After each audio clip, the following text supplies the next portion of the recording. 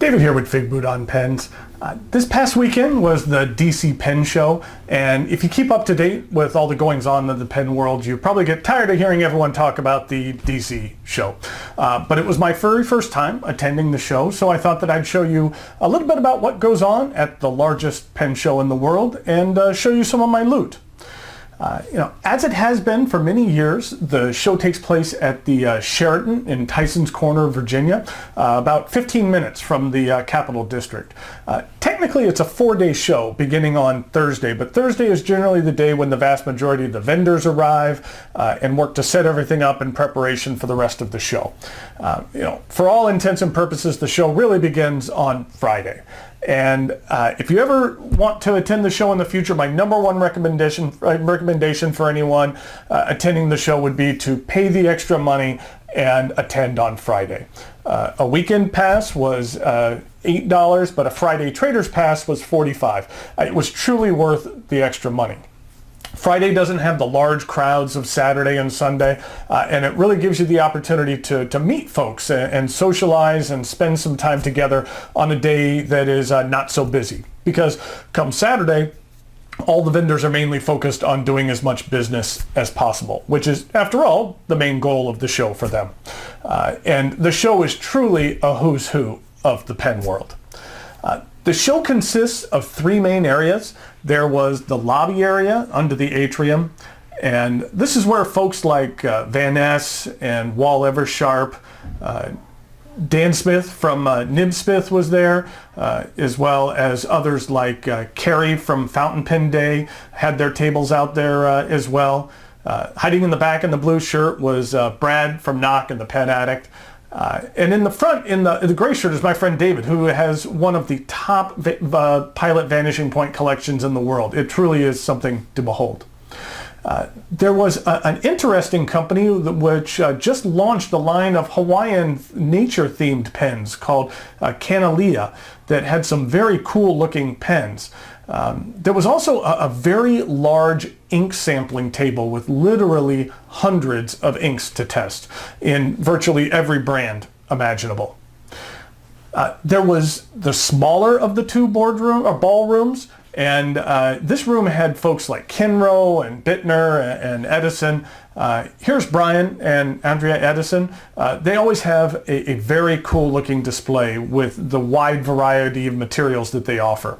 I'll show it a bit later, but I picked up a pen from them, and Andrea tuned the nib up very nicely. Also in this room was Jonathan Brooks from the Carolina Pen Company. Here he was right there with his wife, and he had some very nice looking handmade pens. He had an Urushi lacquer model that was beyond gorgeous. Then we had the main ballroom, which is quite large. There were large numbers of vintage sellers here in the main room as well. Franklin Christoph was here, and it's nice because they have samples of all of their different nib offerings to try out. Andy Lambro from Classic Pens had a table. He always has a very unassuming table with just a few of the most amazing pens. He also had some samples of the raw diffusion bonded acrylic stock, which was very interesting to see. And here's Andy. If you ever met Andy, you know that he will do his darndest to sell you a pen. I didn't pick up any more of his pens this weekend, but he tried, and it was very hard to resist. There were many folks there doing nib repair and tuning and grinding. What would happen is you would have to get on their list early in the morning and then check back to see where they were at and when your name would come up on their list. Here's Mike and Linda Kennedy from Indie Pen Dance, and I had a couple of pens that Linda did some great work on. And here's Richard Bender as well. Richard Bender had a nib tuning class he gave on Sunday. I wasn't there for it, but I heard that it was very, very educational and informative. The Anderson Pen Booth is always a really good source of interesting inks. And here's Matt Armstrong talking with Lisa Anderson. Brian and Lisa always have one of the best varieties of new pens at the show. The guys from Kobe Ink were there as well, and they had some very interesting inks. And something interesting, during my pilot vanishing point review a while back, I mentioned that you could have the clip removed from your vanishing point. And my pal Liz, who was helping out at Crazy Alan's Emporium's table, had removed some clips from a few vanishing points and colored the metal underneath. And I think it turned out really nice. It gave it a new, interesting look. The pen show had plenty of things for everybody. You want free pens, you could find them. If you wanted a $30,000 pen, you could find that as well. I had mentioned that Friday was the day to attend. Here's what the crowd looked like on midday Friday, and here's what it looked like on Saturday. As you can see, it was a lot busier, but not necessarily overwhelming. Well, what did I pick up at the show? I went to the show with an idea of basically one pen that I wanted to check out, and I ended up purchasing. And then I also picked up one other pen as well. I also picked up a bunch of ink, mainly from manufacturers that I didn't have ink from previously. So let's go over here, and I'll show you some of the things that I picked up. First of all, I picked up a bunch of paper. These Rhodia pads, I picked up maybe 5 or 6 of these. I just like to stock up whenever I have a chance. It helps not having to pay shipping costs. I use these every day at work, and then I use these to write my reviews and writing samples as well. I picked up some other little random notebooks as well. In regard to ink, I picked up a bunch, mainly from manufacturers that I didn't previously own. And I think it might be boring to go through 12 bottles of ink, but I thought I'd have some highlights.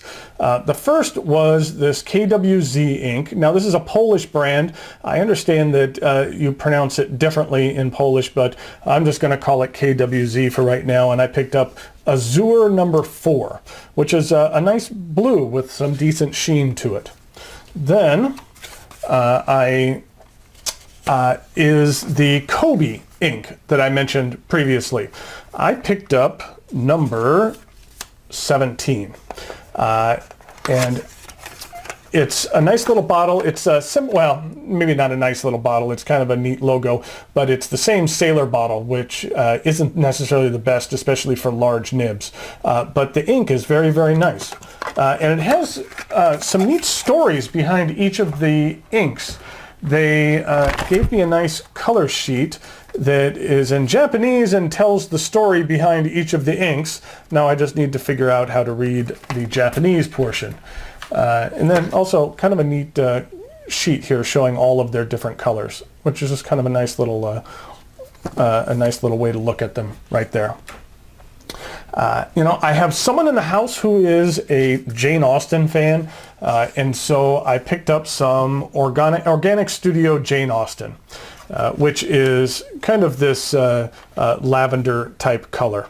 Now, I will have to say that I was a little disappointed with my only other Organic Studio ink that I own, so I'm hoping this one performs a little bit better. And this is a new batch as opposed to old batches, so we'll see how this one behaves. And then next we have an Australian ink that I wasn't familiar with, called Robert Oster, and that I picked up the Barrister Blue. It's just kind of an interesting looking bottle with just a regular circular decal on it, and again, it's a nice blue with some decent sheen to it. And then finally, another Australian ink that I picked up from Anderson, who I believe might carry this exclusively, and it's called Blackstone, which is, like I said, another Australian ink, and this is Barrister Blue, which is much more of a dark blue, almost a blue-black.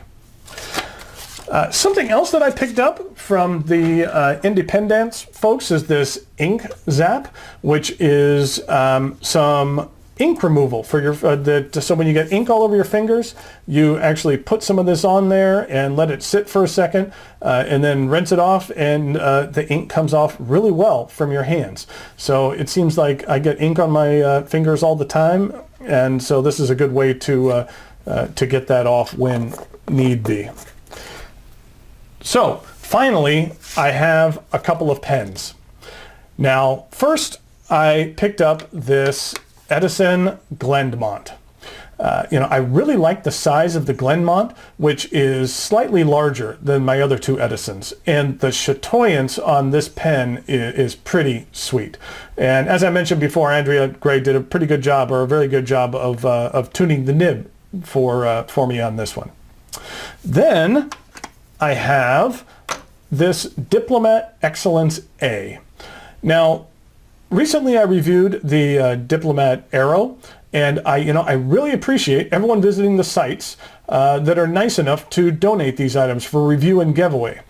Larry from Points of Distinction was impressed by the number of folks that were already using the discount code even after just 1 week, and so he was so impressed with that he liked it, and so he ended up giving me this Excellence A for review and giveaway as well, and that he also upgraded this to a gold nib.